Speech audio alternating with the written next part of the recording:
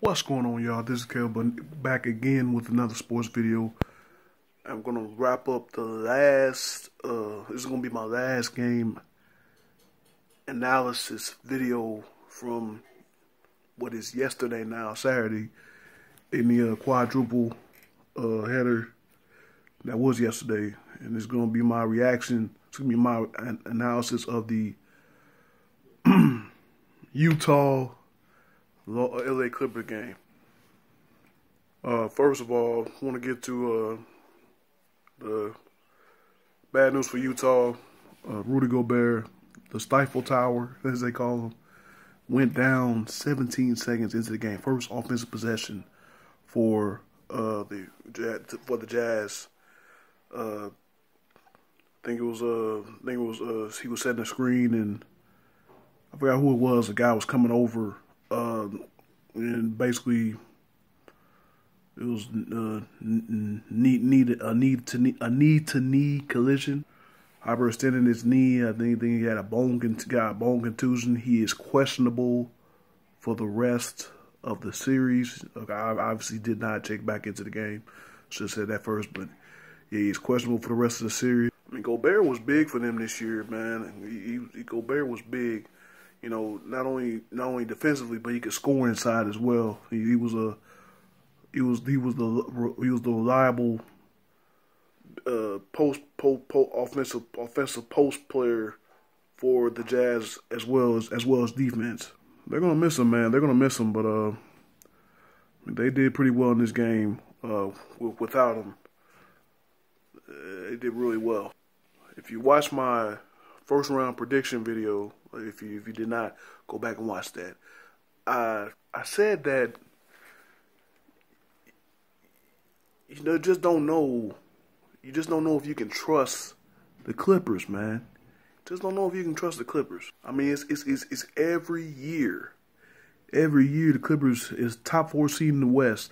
They make you believe with Chris Paul, Blake Griffin, DeAndre Jordan, they can contend, you know, for the Western Conference crown, and then they always come up short.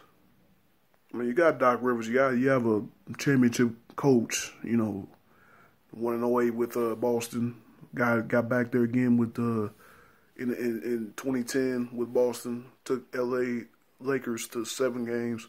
Of course, Lakers won that series. I mean, you got the veteran Chris Paul, you know, who before he went to the Clippers, I think he never got out of the first round with New Orleans. You got a veteran point guard like him. You got 2 studs in the post.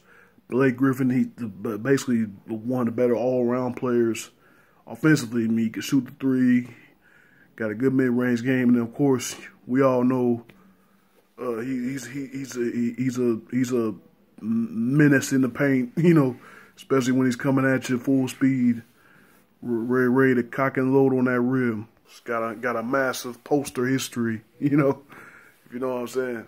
And you got Jordan, you know. The highest field goal percentage. I think did he lead the NBA in field goal percentage? I mean, hell, obviously he does, because every damn basket he makes is a dunk off a lob or whatever. Then, you know, but then he has his free throw woes. It's just another year, man. I mean, like when these guys when the trade, I think, was it a trade? When the trade went through for Chris Paul to come to the Clippers, I mean, you immediately thought that they were going to be a good team, that they were going to contend. They were going to at least get to a Western Conference final. They haven't done that.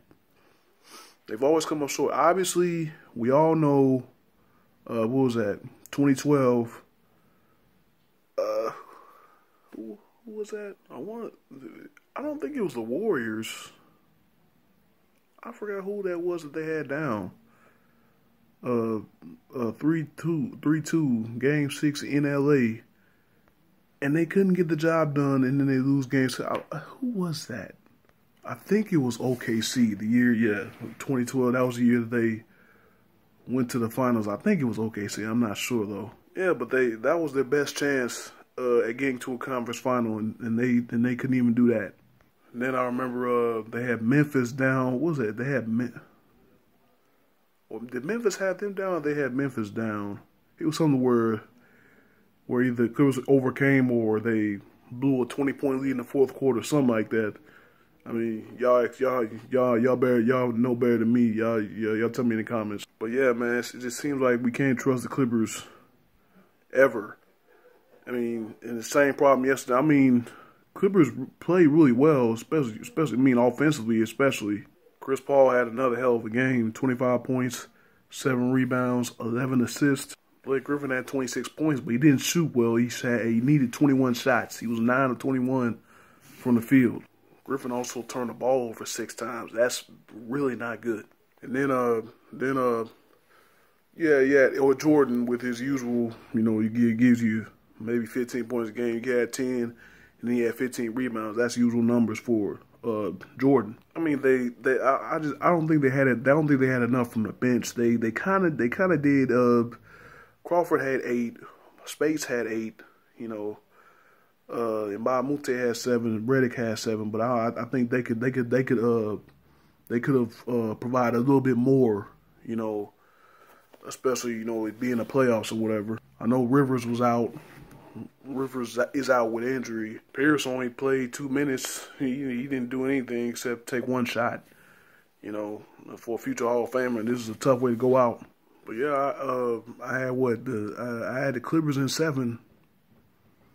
I mean, that's looking pretty. And like I said, I'm already wrong because I said that in this series each home team would win. Now Utah gets game 1 in LA, so of course I'm wrong there. But the Jazz, I mean, they played a hell of a game as well. You had the star of the team, Gordon Hayward, 19 points, 10 rebounds. George Hill came alive with 16 points. He didn't come alive, but he played really well. I'm always fond of George Hill. My best friend Terrence will tell you about that. Derek Favors putting up 15 points. And then, of course, you got the man of the hour. The man who hit the game winner, buzzer beater in Los Angeles final seconds.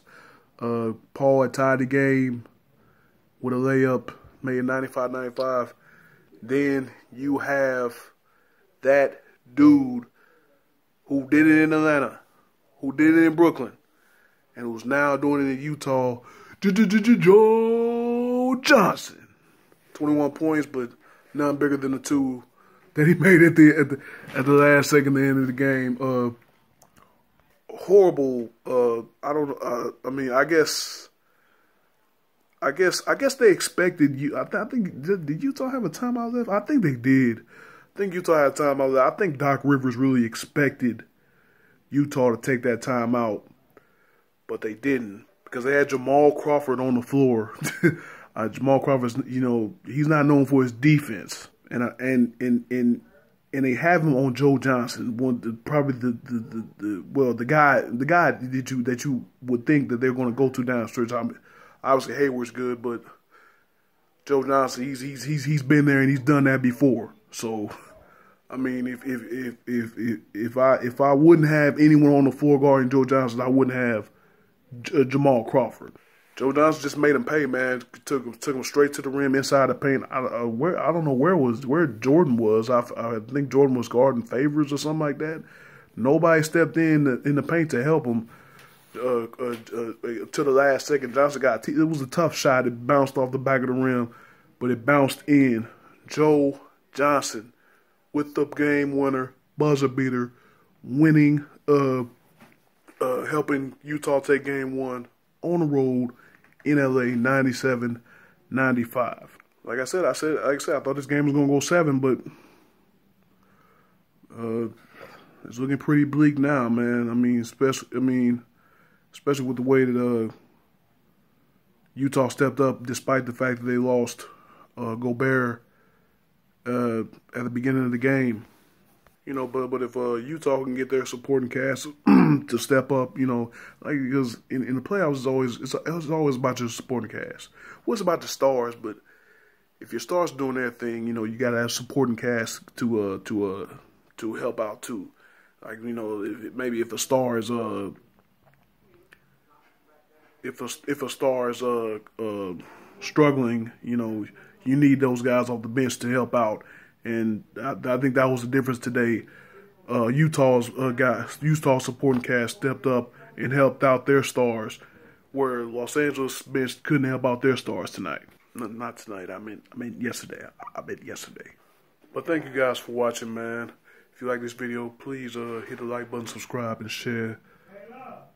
And to all of you that watch this video, I wish you nothing but positive vibes only. And I'll see you in the next video.